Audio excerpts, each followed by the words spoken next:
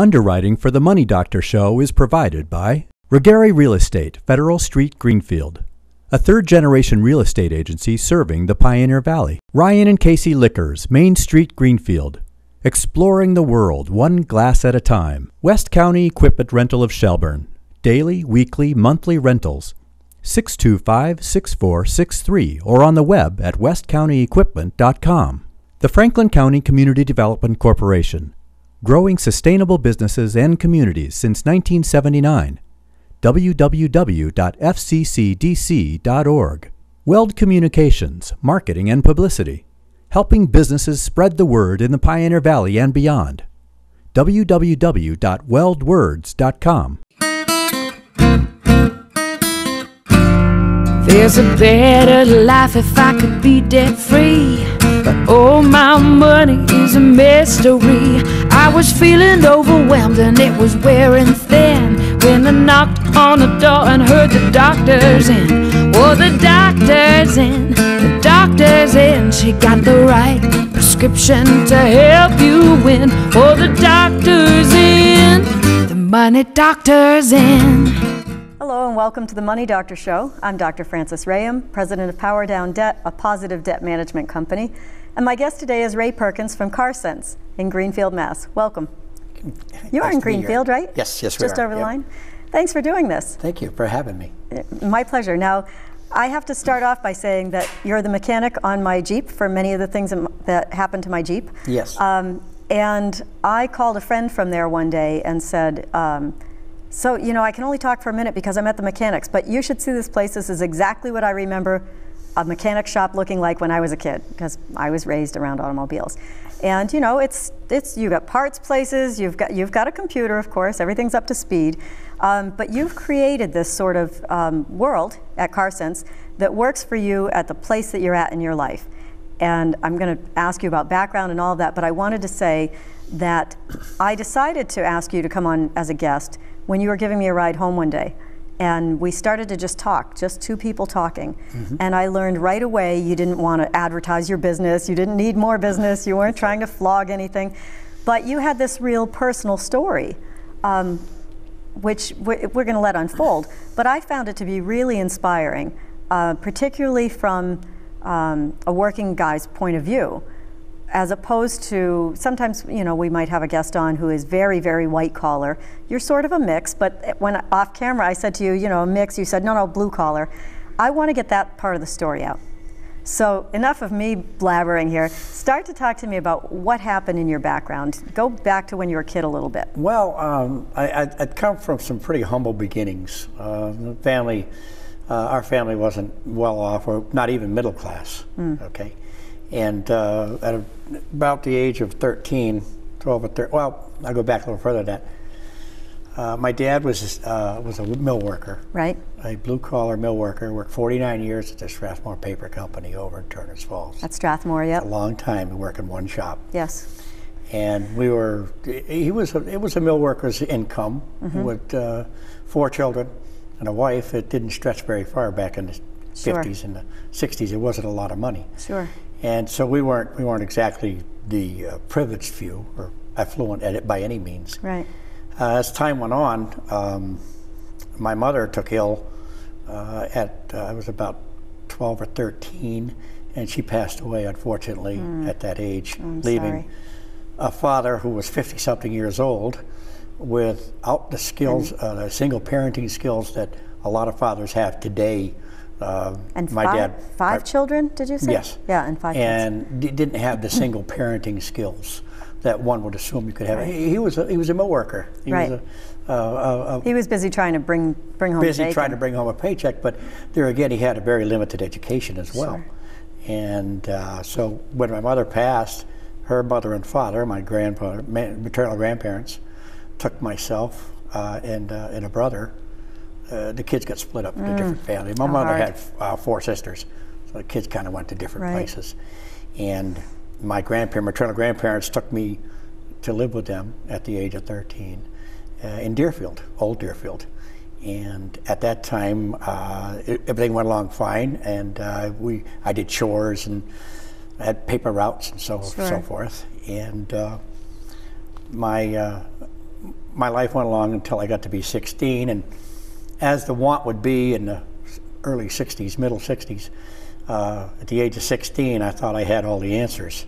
You didn't? No, I did have all the answers, but they were to the wrong questions.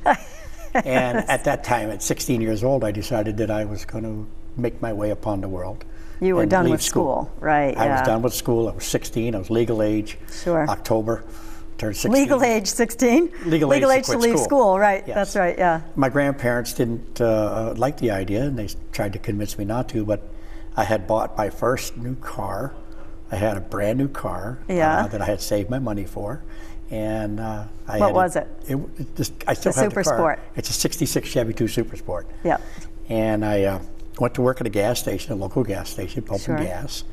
And I also went to work at a local grocery store here in Greenfield called Tripolo's. Yep. Bagging groceries at night. Yep. And was probably making, I can't remember the exact figures, probably $50 a week, maybe. Right. So you quit school, you've got a car and a couple of small jobs.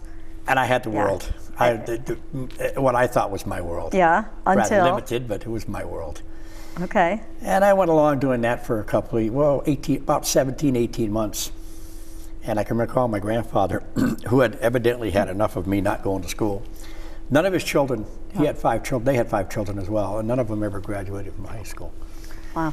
And he came to me in this little apartment that I lived on a little side street in Greenfield here, and came upstairs to the 3rd floor in a little one-room walk-up I had. Mm-hmm. And he said, he looked around the room, which wasn't much bigger than this studio, this little area here.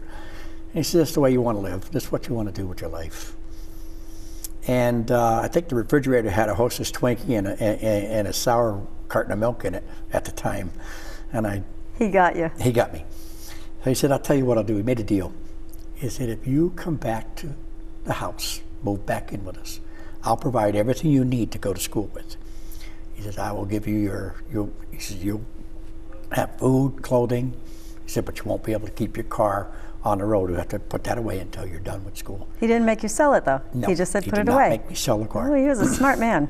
Yep. So he said I had to have a goal. And in his mind, I needed a purpose, and I needed a focus. And the focus was I get that car. That's right. That's why I said he was a smart man. If I succeed. Sure. He worked at the Boston and Maine Railroad, and he was a steam fitter to begin with, and they had steam railroads. Yep. And then he graduated to diesels. So he was able to adapt and improvise and overcome.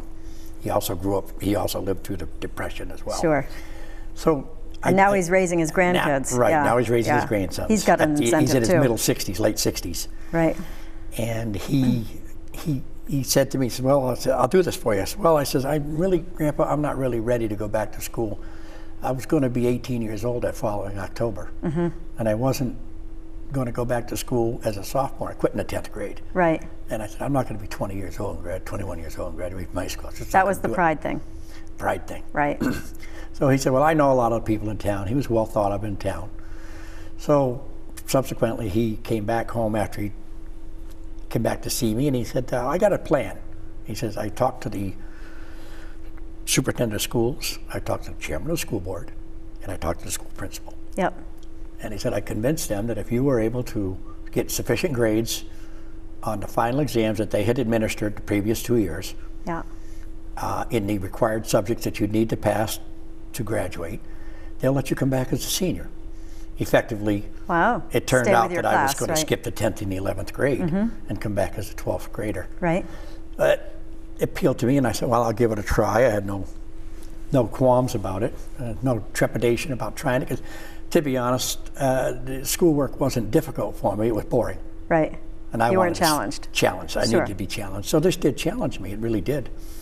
I went to the school in August. They had the tests. I took the tests, and they informed me a while later that, okay, you passed the test with sufficient marks, but you're going to come back as a senior. Yep. However, there was one little caveat. There were 7 periods a day, and I had to take the required subjects that were required by the state curriculum to get the right number of points to graduate. And there were I needed 8 subjects, and one of them was physical education. Oh boy. Well, as luck would have it, the physical education teacher and the coach was Tom Valentin in Frontier High School.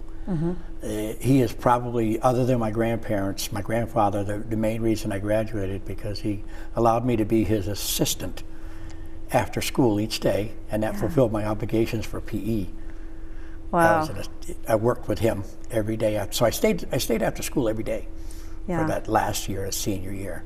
My car sat next to the house, no plates on it, and I took the school bus to and from school at 18 years old. Yeah. And as it turned out, I graduated. Wow. And my grandparents were in the front row. My grandmother and grandfather were smiling, and I can close my eyes and see their faces today. The pride, it still makes me feel very prideful when I think about how proud my grandparents were to see somebody graduate. And I had applied for school, a couple of colleges. I always had a mechanical background and a technical background. I liked cars, and I liked working on things, and I had a good assimilation. I could assimilate quite well between mechanical things, and so I was accepted at the University of New Hampshire, Durham. At University of New Hampshire in Durham. Yep. And into the mechanical engineering. Yes. Yeah. School of Engineering. Yep. And scraped enough money together to go. It wasn't a scholarship deal. It was we paid for my first semester, and to be perfectly frank, at this point, 40-something years later, I don't think we had a clue where I was going to come up with the rest of the money to continue in school, but my grandparents were going to find it somewhere. I have to, I don't have to stop you, but I want to stop you and share something that most people don't know, and you and I have something in common and you don't know it. When I was in high school, I did a similar sort of thing. I didn't drop out. I was in high school, but I wanted the fast track. I wanted to be able to graduate a year ahead of schedule and get out of school. And I had all of my credits except a quarter credit of English. And it was an English teacher and my parents my mother especially, that went to bat for me with the school board. And they all agreed that if the English teacher would tutor me through that quarter credit of English, even though my schedule was full like yours was, that I would be allowed to graduate that year, a year ahead of schedule. And so no matter how you look at that, you and I came up against the same thing. There was a reason that we didn't want to do it quite the same way other people had done it. And we chose a path, and we got some help from some qualified adults who were willing to give it to us, and it brought us both to a different place in life. And I would say that there's a little, I don't want to call it a lesson, but there's a little wake-up call for any kid that's in school that is thinking they're unhappy. It seems like an eternity until they're going to graduate. They're dropping out. They're thinking of dropping out. Before you just give up the ghost and drop out of school and don't go back to, as we're going to talk about when we come back, don't go to college or don't advance your career in some other way. Before you just give up and be angry or be disappointed and just do that, try and look at it a different way. You know, try and think that there might be a better solution.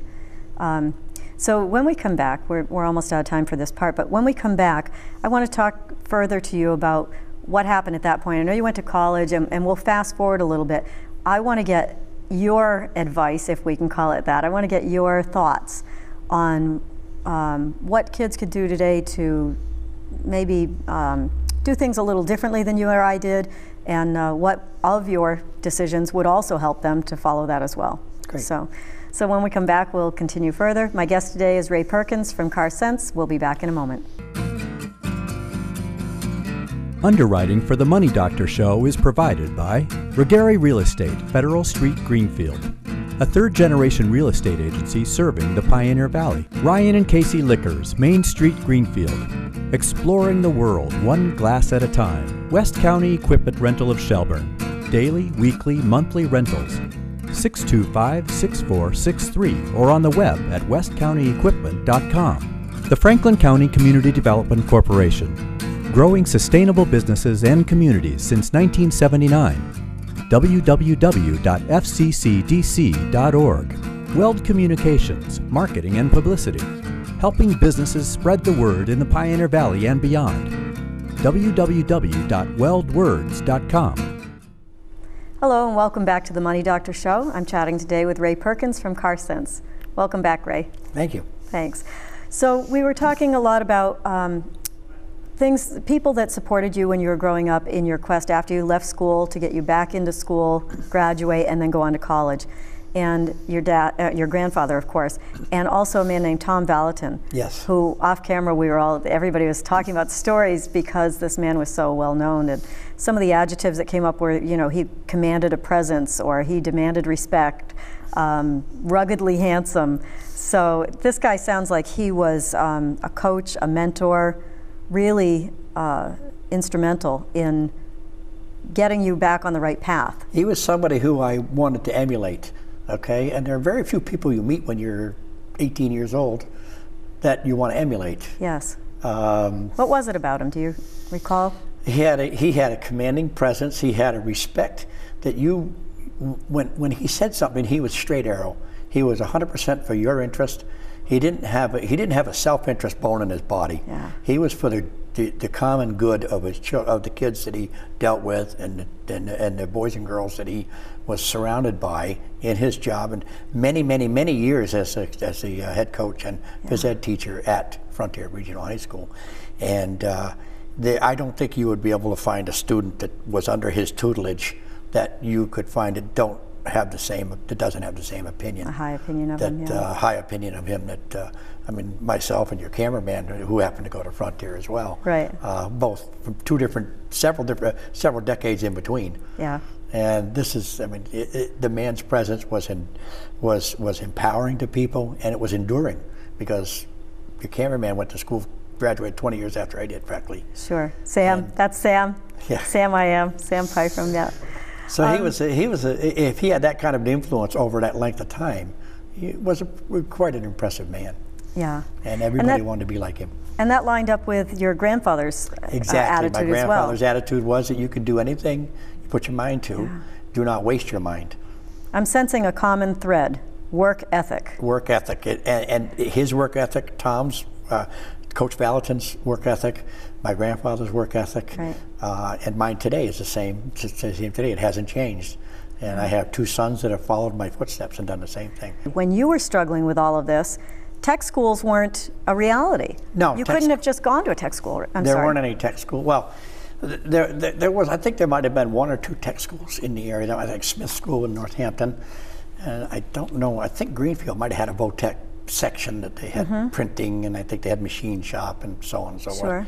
I wasn't a resident of either town, and I don't think, and school choice wasn't in existence then. Right. Okay, so it would be a tuition situation, and my grandparents didn't have that kind of money, and my interest in mechanical things was such that it was sort of I had to like self-motivate myself to it. I didn't have the opportunity. Luckily, I had a grandfather who had enough foresight to, I think you'd be good at doing this. And he was a steam fitter at a railroad, at Boston and Maine Railroad, so he had a mechanical background as well. So it kind of fell into lockstep with his philosophy of what to do with your life. If you have a talent, then please, you've got to explore that talent. You need to exploit that talent. Don't stifle it. And pumping gas and bagging groceries wasn't exploiting my mechanical talent. So he got you started on the road to auto repair? Yes, he did. He did. When I was at his house, we had an old tractor, and it wouldn't run right. It was an old beat up. He had an old beat up car, and one thing led to another, and I learned. And of course, I got a job pumping gas, and the pumping gas would naturally lead to fixing cars and more opportunities to fix cars. So he got me into I took some aptitude tests and was accepted as a mechanical engineer student. And the rest kind of fell into, I just was in the right place at the right time. Well, when you left college, or when you were in college, there were recruiters that came from General Motors? There were recruiters that came from General Motors, IBM, Ford, Bell Western, Bell Telephone. Yeah, we don't have Bell Western or Bell Telephone anymore. Well, AT&T this was now. quite a few years ago. Isn't it funny how things change? At the time, the Vietnam War was going hot and heavy. It was pretty big. There was a draft going on. What year are we in? 1969. 1969. 69, 70. So that a lot of young youth, male youth, were getting either drafted or enlisting in the service and going overseas. So that the pool for good technical people was diminished at that point. So the major corporations, as I outlined before, started sending recruiters and interviewers to the different colleges and the different in their fields that they were interested in mechanical engineering or science, or the computers weren't existent at that point. And so they would send recruiters out to interview, and they'd go talk to the instructors and the professors, who are the brightest you have in your class, or who do you think would be a good candidate. And I was interviewed by several different companies because I was in the engineering school, and they were looking for engineers. And one of the companies that interviewed me was General Motors. And after they interviewed me, they got in touch with me and wanted to know if I would take a position with them, the apprenticeship and an internship with General Motors in Michigan. That's not too tough to take, right? No, it was pretty easy to take because it was they were going to pay my tuition.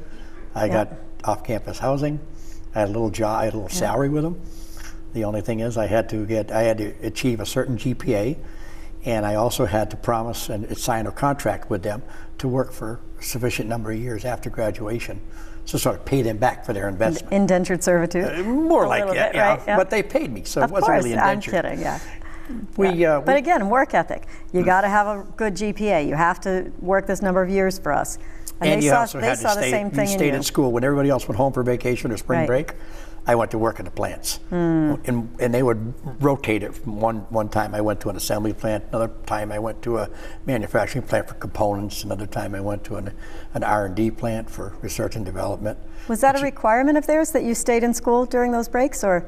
No, you didn't go to school. You went to work. I mean that you stayed. That that you stayed there and worked. Yes, that was how you earned your way through. You got the benefits of not having to pay tuition. So all those breaks plus the other years at the other end. I get it. Yes. Okay. And so I did end up going to work for them in R&D in the end when I graduated, and worked for them for many years. And then the economy caught up with General Motors in the 80s, middle 80s, and late 80s, and we had too much redundancy within the 6 divisions.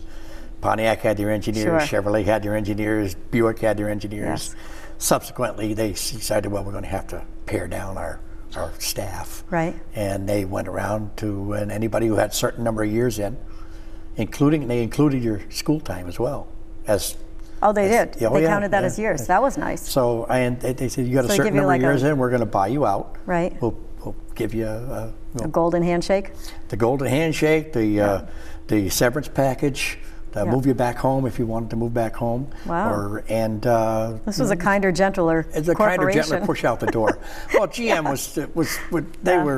they had a lot more money back then too. Right. So I took advantage of it and came back here to Massachusetts. Absolutely. I'd spent enough time in the Upper Peninsula, the UP as they were. Cold Michigan. Very cold Michigan. Yeah, really cold. Summer came on the 27th of July and left on the 28th. And so we had and it's not really. It wasn't that dastardly, but it was a nice homecoming because I'd been away from my family since college, and I'd only come back for occasional visits for holidays and so on and so forth. So now you come back, graduated from high school. Graduated from college, and a job at GM. Golden handshake. You come back. Is your grandfather still alive at this time? No, he did get to see me. He did get to see me successful at General Motors. He did get to see me start my work. Well, that's great. But he passed away long before I came back. Oh, I'm so sorry. All my relatives had actually, passed away by then, except for a few siblings which are gone now. But I came back and went into business as in a Chevrolet dealership, a small one. We won't talk about it, but it was only a short time. Sure. We sold the business, and then I opened up one of my own businesses. Was that CarSense? Oh, no, different one. Nova Auto Service. It was on the other side of town. Okay. And unfortunately, I was injured by a truck came in and injured me. Yeah, we talked about that. Hit me in the parking lot. Right. And while I was recuperating from those injuries, I took a correspondence course at STIC, Springfield Technical College. You don't know how to sit still, right? No. I'm recuperating from the injuries. What am I going to do? I'll take a course at STIC. Well, I would say it was an interest that I'd had. Yeah. And when I graduated from that, when I got recovered from my injuries, I went to work for a local town as their computer director or their network administrator, and wired the town's buildings town hall, a fire station, the library, Sure. and so on and so forth. Did the hard wiring. More mechanical That was my forte. aptitude. Was more mechanical than software. I was more Right. the hardware end of it. Yep. And that was a successful position until that position was eliminated due to budget constraints. Again. Yep. Another challenge. Yep. Which I decided to go back into the automobile repair business at that point. Yes, which I'm And- grateful for. Yes. Because thank when you. my brakes needed to be redone recently, and you showed me the parts that came out, I was very happy to have you there. Yes. We're almost out of time, but I want to talk a little. I want to. It's too bad. Can we get another hour? I wanted to talk a little bit about things that you think are available to kids today. Your advice, if you're a kid and you're going through this period in time where you might be thinking of dropping out of school, what? Well, if you're thinking about, if you're a youth and you're thinking about dropping out of school, there are many, many, many advantages and there's many opportunities for you out there. Everybody has probably, I would think, an inbred technique or an inbred talent that they may or may not be aware of at that Right. point. There's someone who can bring that out in you. Yeah. There's so many different benefits to the agencies that we have today that we didn't have in 1965. We didn't have those agencies then, we have them now. A youth is, you just have to, when a door closes or a window closes, there's a door opening somewhere else. Right. Because you can't have everything closed at the same time. That's right. You really have we have the best advantage today. 2013 is a really great time for youth who feel like they need to find their niche in life. There's so many people out there, so many agencies out there that can provide them with the information where that niche is. Yeah, I have to agree. It's all about making that one step, going and finding a mentor, ask a guidance counselor, ask your parent, ask a friend. Just say, I need a little bit of help. I can't figure out what I want to do with my life. I know I'm expected to know, but I don't. You need to open your eyes and look and see what's around you. Right. Don't go out through life with blinders on. Right. Because if you just look for it, you're going to find it. Yeah. If you don't look for it, it's not going to come find you. Well, you heard it here, folks. You can take the boy out of the garage. You can't take the garage out of the boy, apparently. Ray Perkins from CarSense, thank you so much for doing this. Thank you, Francis. My I've enjoyed pleasure. it. Thank you. Thanks. Until the next time, keep it positive. There's a better life if I could be debt free, but all my money is a mystery. I was feeling overwhelmed and it was wearing thin when I knocked on the door and heard the doctor's in. Oh, the doctor's in, the doctor's in. She got the right prescription to help you win. Oh, the doctor's in, the money doctor's in.